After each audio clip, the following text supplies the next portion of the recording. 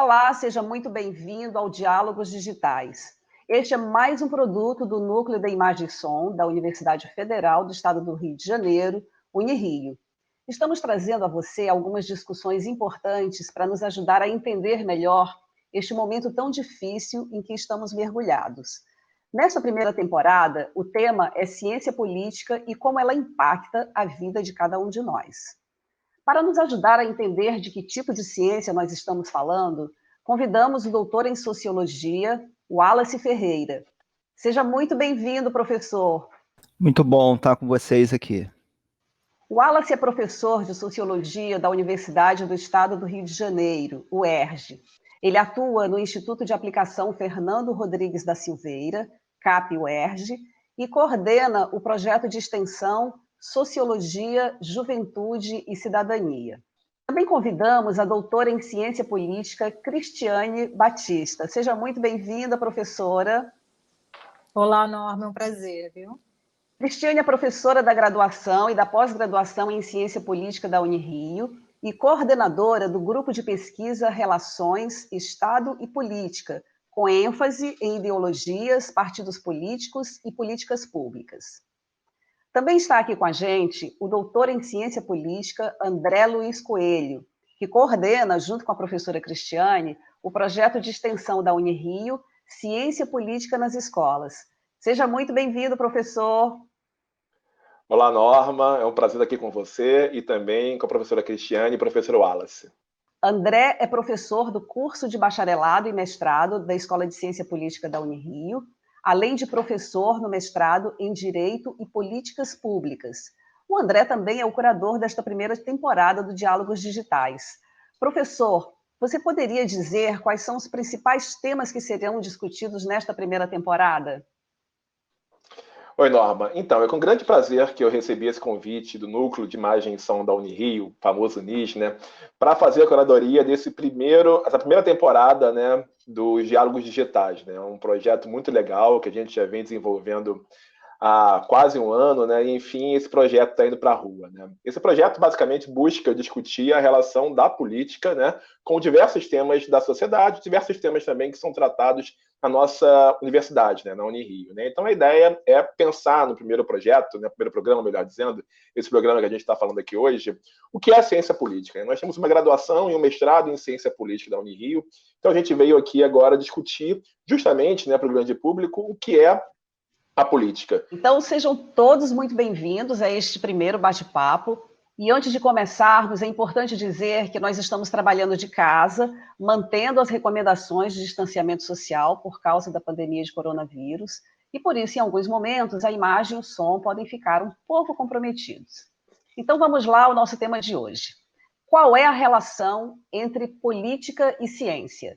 Bem, em primeiro lugar, para tentar responder essa pergunta da relação entre política e ciência, é importante a gente esclarecer brevemente o que é a política. Então, política refere-se de uma forma bem reduzida, resumida, ao exercício do poder, seja ele institucionalizado, por exemplo, o poder do Estado sobre os indivíduos, sobre os cidadãos, ou a gente pode pensar na relação de poder de uma forma mais micro, nas relações interpessoais também, a relação de poder econômico, de uma pessoa sobre a outra, o poder intelectual de uma pessoa sobre a outra, poder hierárquico. Então, a ciência política é, portanto, o estudo dessas relações de poder, que se dão, sobretudo, dentro da estrutura do Estado. A ciência política é, sim, uma ciência, considerada uma ciência, e é uma das mais antigas, justamente porque tem como objeto de investigação essas relações de poder que existem desde que o mundo é mundo, e é uma ciência com métodos próprios, com metodologia de pesquisa própria, uma metodologia baseada em investigação e baseada em fatos reais, em fatos empíricos, em dados da realidade, em comprovação de hipóteses, em testes de hipóteses. Então, por conta disso, por ter um método próprio e por ser considerado, portanto, uma ciência, a ciência política é se afasta completamente da noção de opinião, né? O que o cientista faz, o que o cientista social faz, não é opinião, né? São argumentos embasados em observação empírica. Quais são as aplicações da ciência política e com que exatamente, embora a professora tenha falado, com que exatamente, onde exatamente trabalha o cientista político, além de pesquisa acadêmica? O trabalho do cientista político ele é essencial.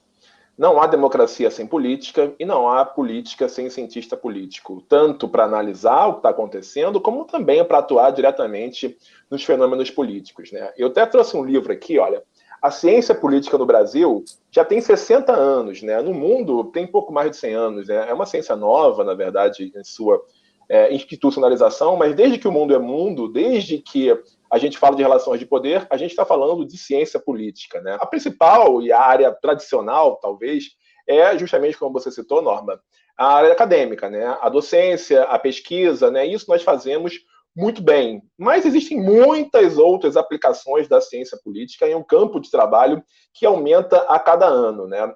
Então, assim, por exemplo, fundamental para a democracia são as eleições.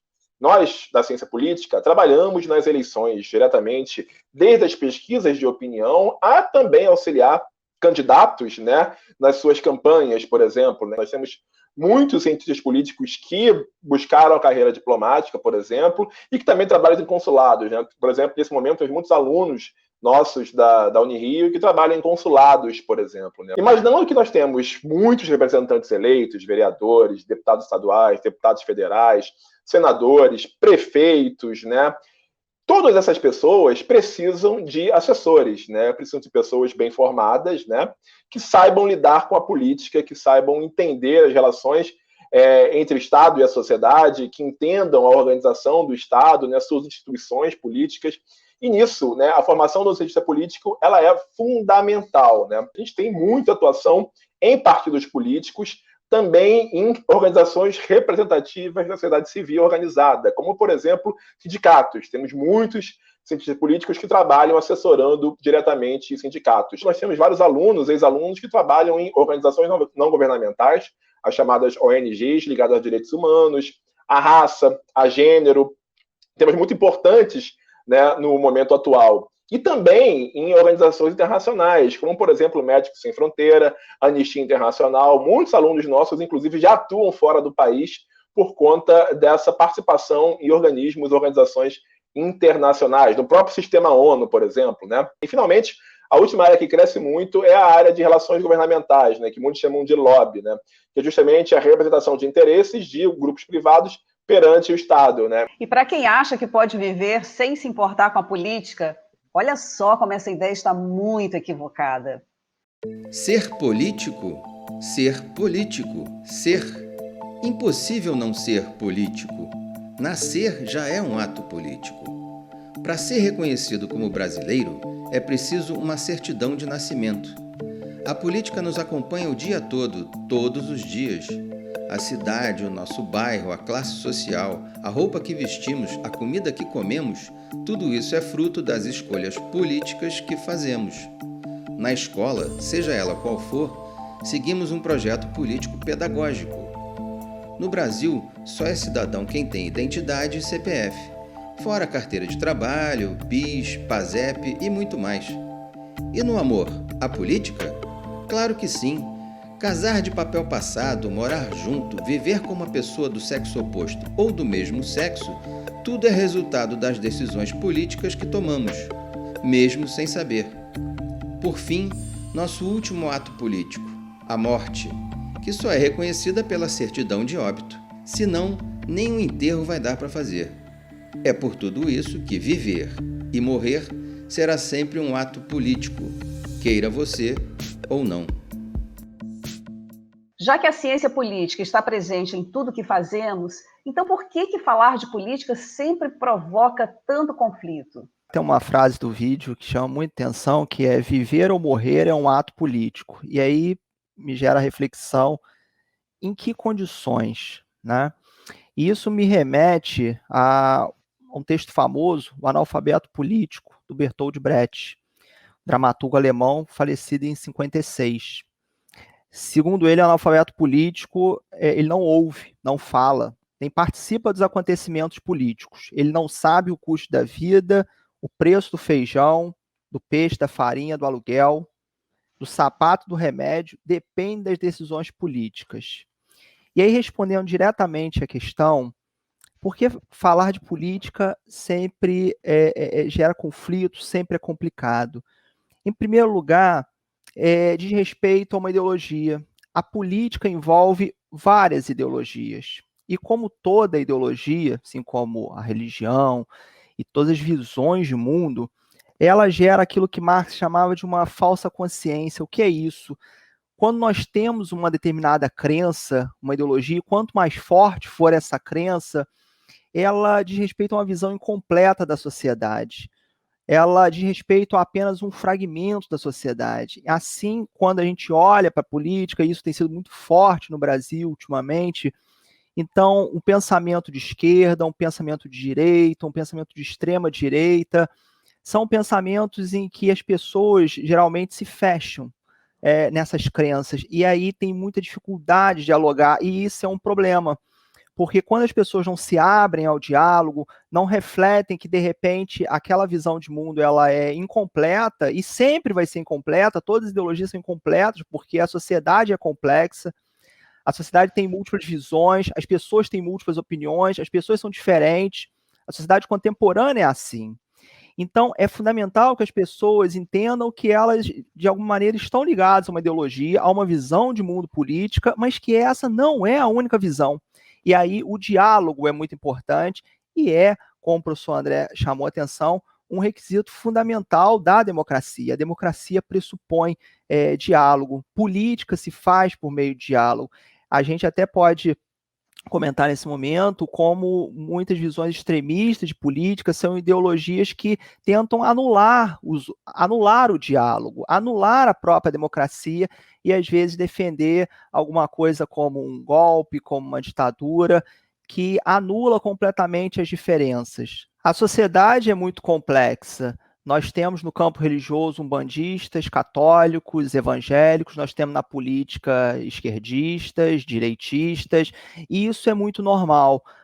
O problema é quando há radicalismos, quando há extremismos, porque as ideologias extremistas pressupõem a anulação do outro, e isso não tem a ver com política, isso não tem a ver com democracia, e deve ser algo evitado a todo ponto. Para isso, devemos recorrer sempre à reflexão, entender que o diálogo é fundamental na sociedade para que exista política. A política não é negativa, a política não é ruim, inclusive a política partidária não é ruim, atos de corrupção, isso sim não é correto. Agora, a política não deve ser de maneira alguma extinguida, não deve ser de maneira nenhuma rejeitada pelas pessoas, porque é pela política que cada um encontra o espaço e cada grupo alcança os seus direitos para que a sociedade possa viver melhor. E aí tem uma outra questão importante, né, um segundo ponto, respondendo à tua pergunta, porque no Brasil tem sido tão difícil falar de política. E aí a gente pode remeter a uma leitura da sociedade brasileira que indica uma sociedade com muita dificuldade de lidar com os seus grandes problemas. Né? A sociedade brasileira, historicamente, a gente não passou, por exemplo, por uma Revolução Francesa, por grandes rupturas que sanassem seus problemas históricos. Isso chama atenção, por exemplo, para a sobrevivência de ideais autoritários, roubos autoritários que estão presentes na sociedade brasileira, muito provavelmente porque a gente não conseguiu fazer uma ruptura ao final da ditadura militar, uma ruptura ideal, né? A chamada abertura política lenta, gradual e segura, não puniu, por exemplo, os crimes da ditadura como aconteceu na Argentina. A gente não tem uma valorização tão grande, até mesmo nas escolas, dos crimes que foram cometidos na ditadura e como aquele período foi ruim, de certa maneira. Então, isso faz com que a nossa sociedade ela tenha dificuldade de superar grandes problemas, e com isso é uma sociedade avessa ao conflito, uma sociedade que muitas vezes não rompe com seus grandes problemas, E aí todas as opiniões políticas continuam muito vivas, inclusive posições políticas extremistas que tentam anular a democracia, que tentam anular a essência da política. Como é que fica, então, a questão do poder do Estado sobre o indivíduo? Esse poder, como é que esse poder também está associado ao conceito de política? No caso do Brasil, nós temos um poder central, que é o executivo, né, que ele é eleito através de eleições majoritárias, e junto com ele eleita, né, sai vencedora das urnas uma agenda de políticas públicas que ele precisa implementar, né? Por outro lado, tem um legislativo que é eleito diferente da eleição para o executivo através de eleições proporcionais, né, que considera o peso relativo dos estados, né, com relação ao tamanho da sua população, ao tamanho dos seus eleitores. E o terceiro poder, que é o poder judiciário, que não passa, né, seus representantes não passam por eleições diretas, seus representantes são nomeados pelo executivo, que esse sim, o executivo tem a legitimidade de nomear, porque as regras institucionais assim permitem fazer, né? Então, constitucionalmente, esses três poderes funcionam como freios e contrapesos aos excessos que, porventura, né, um ou outro venha a cometer, né? E, além disso, o Brasil é um país federalista, né? O que é isso? O país é dividido entre estados e dentro dos estados e municípios, né? Os estados são 26 estados da federação e mais o Distrito Federal, e, ao todo, o Brasil existem 5.570 municípios em todo o Brasil, né? E com a descentralização prevista na Constituição de 88, estados e municípios passaram também a dividir responsabilidades em algumas áreas com a União, com o governo central. Então, por exemplo, nas áreas de educação e saúde, a União centraliza, ela coordena as políticas públicas nessas áreas, mas estados e municípios são responsáveis por conduzir essas políticas públicas, né? Então, isso ajuda a gente a entender isso que está havendo hoje na pandemia, né? Assim, esse desentendimento entre os três entes federados no que diz respeito exclusivamente, né, especificamente, às diretrizes de enfrentamento à pandemia da Covid-19. E eu vou aproveitar e citar a chamada tipologia das formas de poder, tipologia moderna, melhor dizendo, das formas de poder do cientista político italiano chamado Norberto Bobbio, né? O Bobbio, ele tem nessa tipologia 3 tipos de poder, né? Poder econômico, poder ideológico e poder político, né? Então, é interessante entender como que o Estado se organiza de alguma maneira com esses 3 poderes, né? Como ele agrega, como ele vai aglutinar esses 3 poderes, né? Então, vou falar muito rapidamente sobre esses 3 poderes, que é uma maneira do telespectador, né, do espectador entender um pouquinho como é que o poder se organiza, né? Então, o primeiro tipo de poder que o Bobbio faz referência é o poder econômico. O que é o poder econômico, né? O poder do dinheiro, né? Mas é além do dinheiro, né? Ele vai além do dinheiro. Ele vai falar o seguinte: olha, o poder econômico significa a posse de bens necessários ou considerados assim em uma situação de escassez, podendo induzir aqueles que não os possuem a certo comportamento ou principalmente a certo tipo de trabalho. Ou seja, aqueles que possuem determinam a vida daqueles que não possuem, né? Essa é uma questão fundamental, né? Então, o poder econômico, ele é muito importante na sociedade e ele também tem consequências. Daqui a pouco eu vou falar das consequências. Eu acho importante falar sobre isso. O outro poder é o poder ideológico. O que é o poder ideológico? Olha, você falou ainda há pouco disso, né? O poder das ideias, o poder das ideologias, né? Então, é muito importante entender o poder ideológico como a importância da influência das ideias formuladas de certa maneira por alguma pessoa, por uma ou mais pessoas, né, investidas de alguma autoridade e difundida mediante também um determinado processo. Por exemplo, né, o poder religioso é um poder ideológico. Quando o líder religioso utiliza, né, de algum conhecimento, ele está lá no púlpito e está exercendo uma influência, né, está exercendo o seu poder em relação aos seus fiéis, né, e eu estou dizendo qualquer tipo de religião, né. E o último poder, que tem mais a ver com o que a gente está discutindo aqui no nosso encontro de hoje, é o poder político. O poder político, né, em última instância, significa a posse dos instrumentos pelas quais se exerce a força física, isso é, né, a força das armas, né, de qualquer espécie e grau.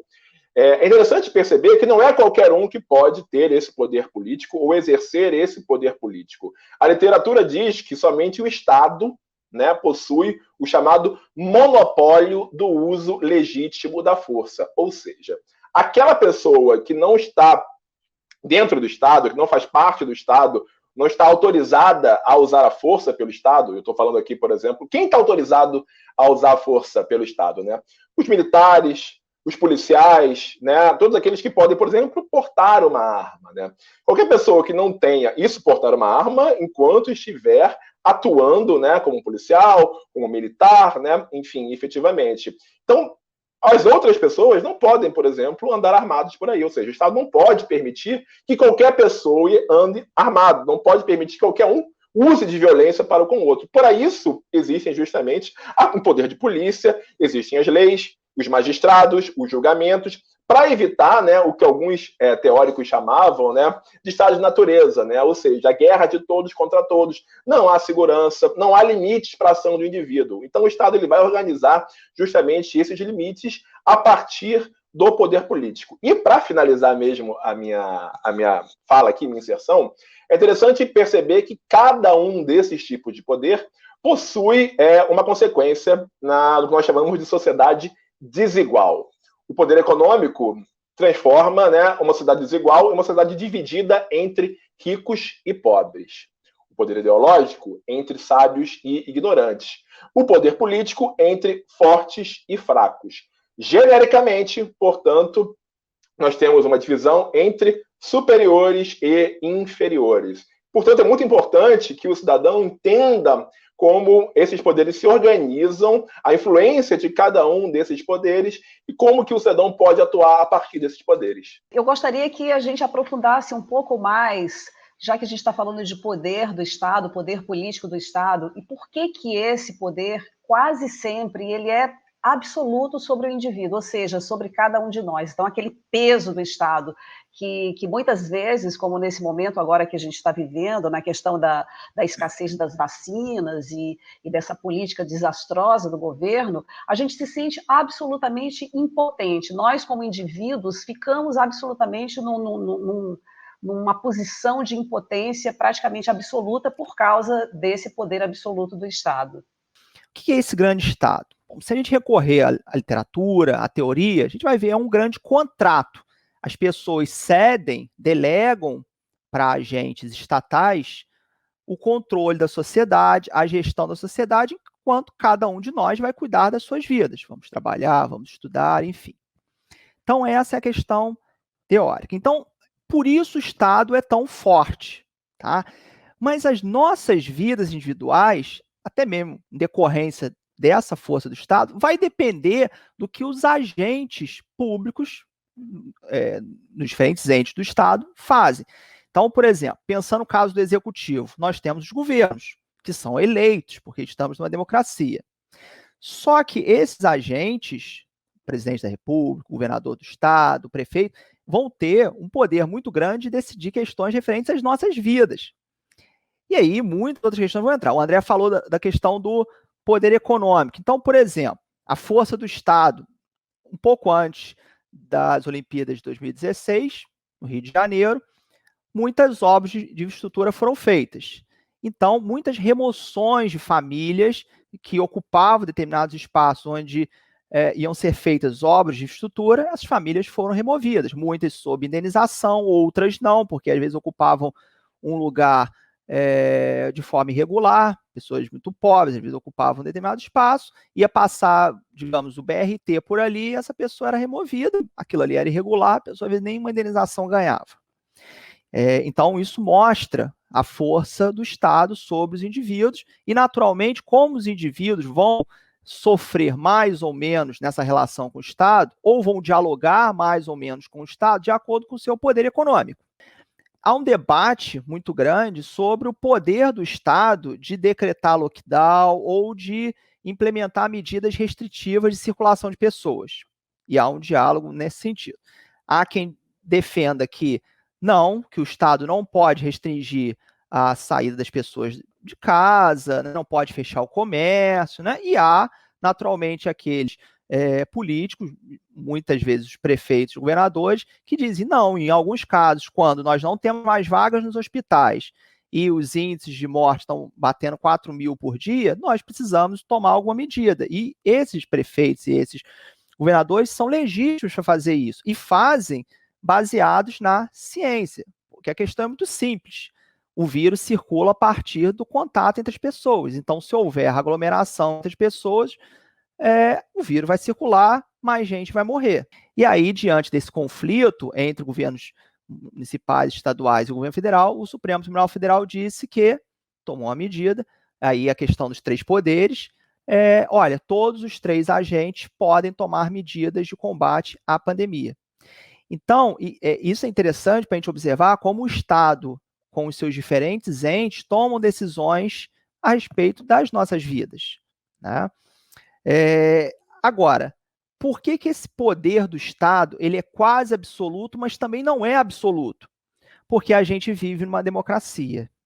E numa democracia, nós temos várias maneiras de dialogar com o Estado. Por exemplo, protestos, jornadas de junho de 2013, as pessoas vão à rua, então, pedindo, no primeiro momento, redução na passagem de ônibus, exigindo que o Estado promovesse mais direitos, à educação, à saúde. Essa é uma forma das pessoas dialogarem, né, pressionar o Estado a tomar uma medida que essa massa entende que é importante para ela, para conquistar direitos.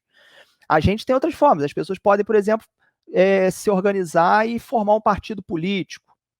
As pessoas podem propor um projeto de lei via iniciativa popular. A lei da ficha limpa foi assim, foi por iniciativa popular. Claro que tem vários critérios, assinatura de pessoas de vários estados, enfim, mas as pessoas podem isso. As pessoas podem organizar movimentos sociais. Vamos pensar, por exemplo, o movimento negro, a importância histórica do movimento negro, que levou, no início dos anos 2000, a política de cotas, primeiro na UERJ, depois nas universidades federais. Isso é resultado de um movimento social que luta por direitos para a população negra, e um desses direitos reivindicados é o acesso à universidade, entendendo que a universidade vai promover mobilidade social para indivíduos que, na estrutura social desigual, como é a brasileira, estão subrepresentados. Graças à democracia, as pessoas podem dialogar, né? A questão da vacina é muito interessante, porque o governo federal rejeitou uma série de propostas de vacina no ano passado, mas, graças a pesquisas e à pressão da sociedade civil querendo vacina, as vacinas estão começando, ainda que de forma devagar, estão começando a estar presentes na sociedade brasileira. Então, graças à pressão popular. Se nós somos seres políticos desde o nascimento, como nós falamos anteriormente, o que seria, então, um ser apolítico? Será que ele existe mesmo? Ser apolítico? Ser apolítico. É impossível ser apolítico. O fato de uma pessoa escolher não participar da política já é uma decisão política. Quem não vota nas eleições abre mão do seu direito de ajudar a escolher seus representantes nos poderes legislativo e executivo, que são os vereadores, deputados, senadores, prefeitos, governadores e presidente da República. Toda vez que nos reunimos em alguma manifestação e exigimos melhores condições de vida, estamos agindo politicamente. Por isso, quem se diz apolítico está praticando o ato político de renunciar à oportunidade de fazer valer sua opinião e seus direitos. E a omissão é sempre a pior política. E quem perde com isso? Todos nós. O país, as instituições, o cidadão, você. Se a gente pensar bem, desde o momento que a gente nasce, né, isso mostrou um pouco no VT anterior, né, no primeiro, desde o momento que a gente nasce, a gente passa a existir politicamente, não é isso? A gente ganha uma certidão de nascimento, mais para frente, um número de CPF, né?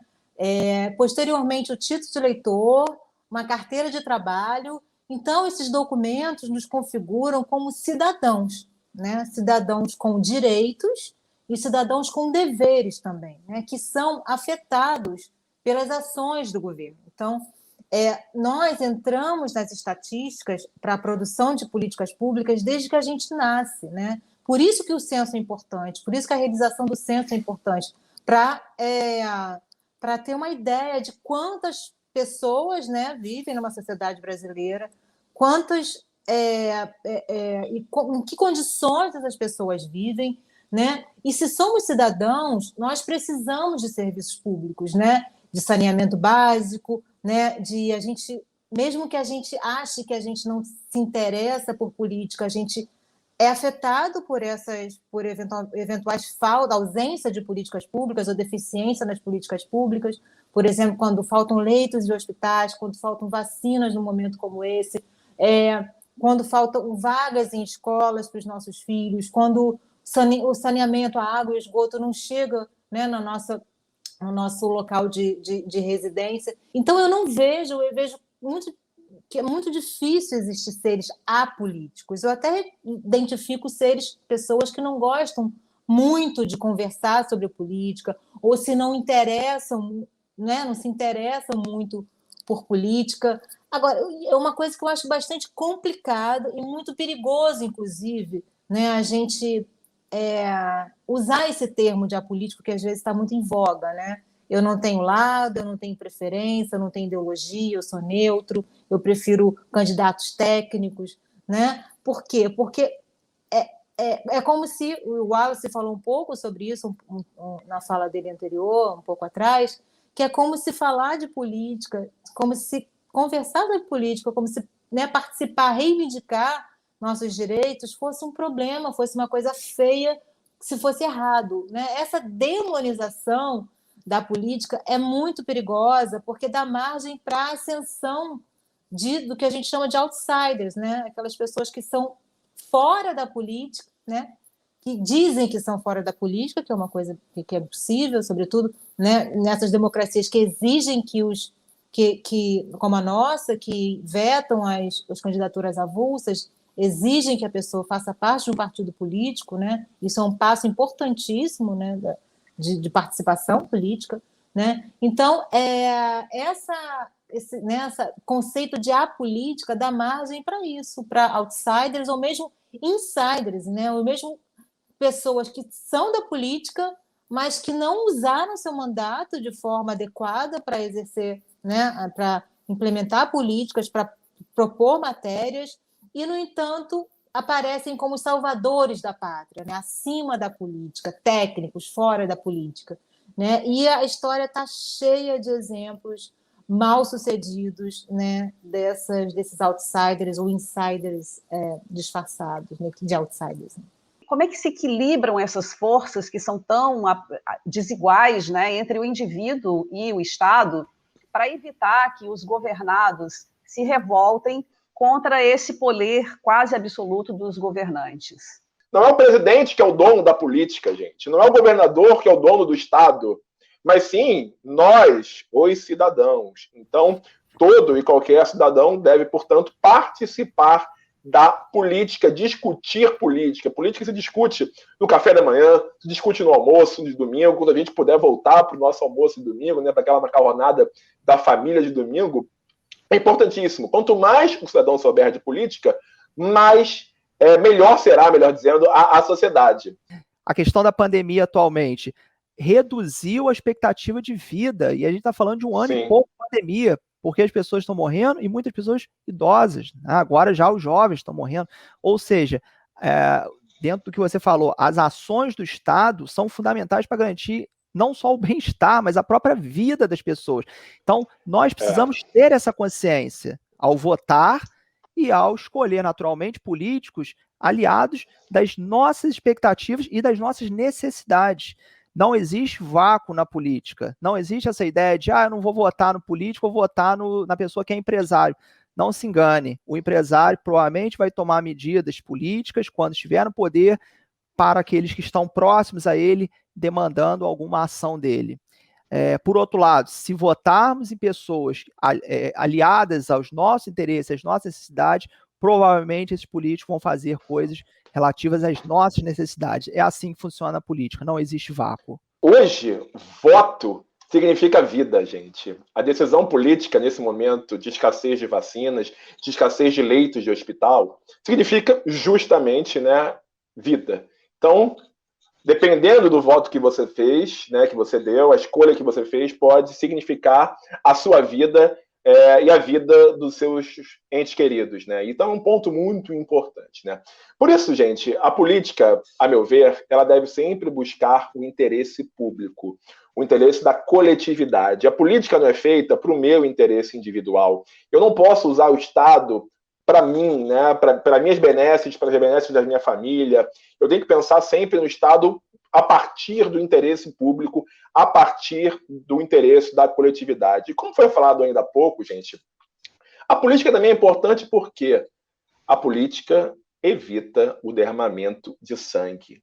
A política evita a guerra, a política evita o conflito. Por isso que nós estamos em um ambiente democrático. Nesse ambiente democrático, todos têm voz, todos têm voto. A gente faz o quê no parlamento? Enfim, falando um pouquinho do parlamento, que é importante, né? Não, vamos fechar o parlamento. Gente, fechar o parlamento, fechar o judiciário, o Supremo Tribunal, significa dar espaço à violência, à morte. Como limitar os poderes absolutos do Estado, né? Então as pessoas ficam falando, não, mas o Estado é absoluto, o Estado domina a minha vida, eu não posso fazer nada. Não, não é por aí, não. A ciência política, já desde esses caras aqui, ó, vou falar do Locke, eu vou falar do Rousseau, eu vou falar do Thomas Hobbes. Esses caras aqui eram conhecidos como contratualistas. Eles pensavam justamente como limitar os poderes absolutos do soberano, do governante ou do Estado. Eles entenderam o seguinte: o poder emana do povo. Caso o soberano, o governante, esteja indo mal, o povo pode sim pegar o seu poder de volta, porque, na verdade, significa uma delegação. Os políticos têm uma delegação, portanto, e essa delegação ela pode ser retirada caso esses políticos, esses representantes, aí tem a ideia de democracia representativa, não estejam exercendo o seu mandato, estejam oprimindo, por exemplo, o cidadão. A gente pode fazer isso de uma maneira muito simples, que é não reelegendo esse político, trazendo agora para o momento contemporâneo, não reelegendo político, não elegendo políticos do partido desse político que não foi bem, ou, em última instância, até iniciando um processo de impeachment, de destituição desse político, né? A política ela não se dá somente dentro do Estado, né? A gente falou de manifestações ainda há pouco, né, Norma? Então as pessoas vão às ruas, se manifestam, e o Estado acaba justamente entendendo o que as pessoas querem. E por isso tem que mudar, né, o rumo das políticas, caso as políticas não sejam bem feitas, né? E para finalizar, enfim, já falei bastante, eu vou citar um cara, né, que o Wallace acabou de falar, que é o Marx, né? O Marx, ele diz uma coisa muito interessante, né? Que é o seguinte: as classes exploradas, elas devem sempre tomar a chamada consciência de classe. Elas devem, enfim, entender a sua condição de oprimido. E a partir da sua condição de oprimido, que elas podem, sim, atuar na busca da defesa dos seus interesses, construindo sindicatos, partidos políticos e combatendo, assim, aqueles considerados opressores. O papo está muito, muito bom. Eu ficaria mais 1 hora, 2 horas conversando com vocês, mas, infelizmente, a gente vai ter que finalizar o nosso primeiro Diálogos Digitais. Então, eu gostaria que vocês resumissem em pouquíssimas palavras, embora a gente já tenha falado bastante, qual é a importância de termos consciência política, além de consciência de classe, né? Para ter consciência de classe, né, é preciso ter consciência política. As considerações finais de vocês para nós encerrarmos esse nosso primeiro episódio. Devemos valorizar a democracia, combater as fake news, as desinformações, então que nossos espectadores sejam muito atentos com aquilo que recebem no WhatsApp, no Facebook, nos grupos de família, sempre com uma visão crítica e muito cuidado quando você vê alguma coisa que suscita uma certa preocupação para o plano político, né? Dentro daquilo que a gente discutiu aqui. Se você vê alguma coisa que está valorizando excessivamente um determinado candidato, um determinado político, desconfie e busque sempre as evidências, os fatos. Não acredite em opiniões ou informações quaisquer.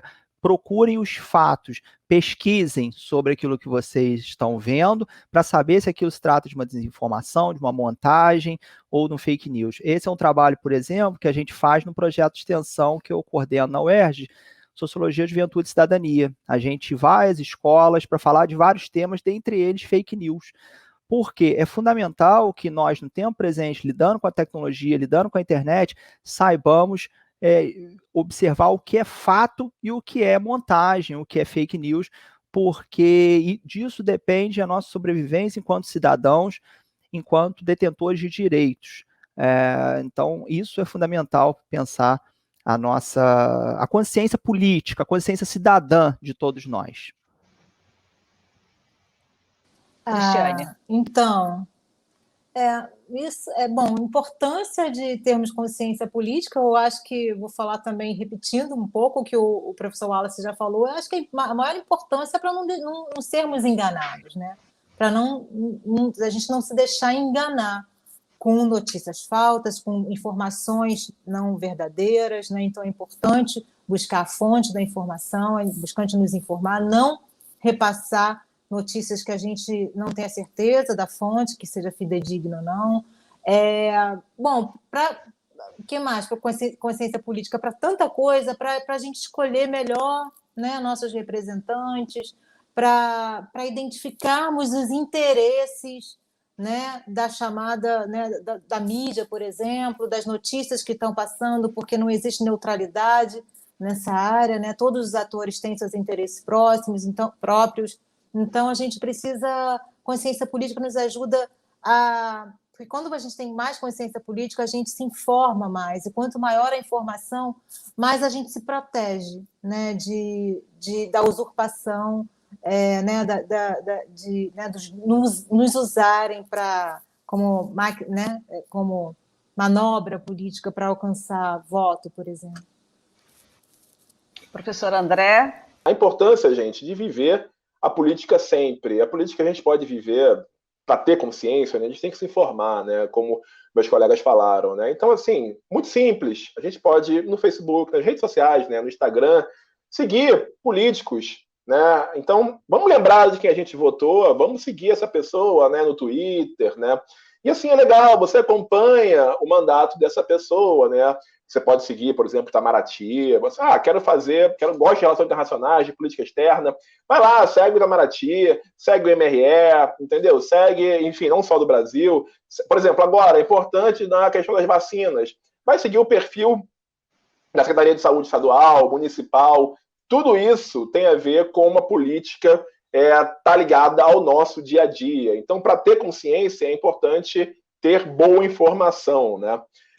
E boa formação. E falando de formação, a gente falou lá no início, né, que eu e Cristiane também organizamos e coordenamos o projeto Ciência Política nas Escolas, né, que é um projeto que se assemelha muito do que o Wallace também faz lá na UERJ, né, que nós já temos há 4 para 5 anos, né, Cristiane? A gente vai às escolas, conversa com os alunos do ensino médio, temos enfim, estamos nas redes sociais, né, Instagram, Facebook, YouTube.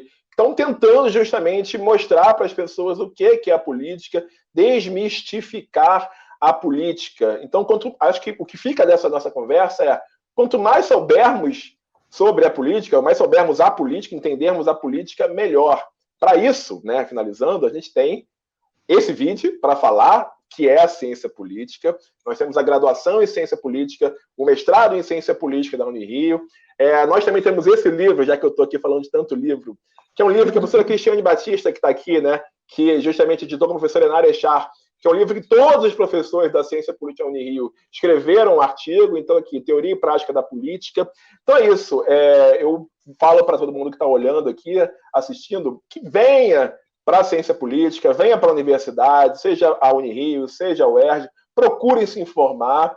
e procure se formar, né? E assim buscar um mundo melhor, uma coletividade melhor. É isso. Um abraço. Ok, muito obrigada aos professores André, Cristiane e Wallace. E nós só podemos desejar que cada um de nós exerça a sua consciência política como seres políticos que nós somos. Obrigada e até o próximo episódio.